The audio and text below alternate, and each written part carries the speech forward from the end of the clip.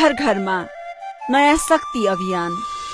अबको निकास आर्थिक विकास समृद्धि सम्भव छ हाम्रै पालामा। घर घरमा नयाँ शक्ति, गाउँ टोलमा विकास समृद्धि। नयाँ शक्तिको महान इच्छा, आधुनिक र वैज्ञानिक शिक्षा। नयाँ शक्तिको मूल मन्त्र समावेशी, समानुपातिक लोकतन्त्र। नयाँ शक्तिको वैचारिक आधार उन्नत लोकतन्त्र, समुन्नत समाजवाद। अधिकार सम्पन्न लोकपालको स्थापना, सुशासन र सदाचारको परिपालना।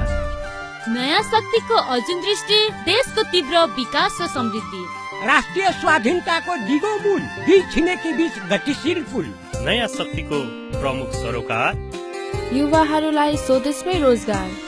नयाँ शक्तिको एउटै लक्ष्य, कालो धन र भ्रष्टाचारको अन्त्य। स्थिरता र समृद्धिको आधार, प्रत्यक्ष निर्वाचित राष्ट्रपतीय सरकार। महिला र दलित विरुद्धको हिंसा, मानवता विरुद्धको अपराध र कलङ्क। हिमाल, पहाड, तराई, मधेस, इन्द्रेणी, नेपाली, राष्ट्रिय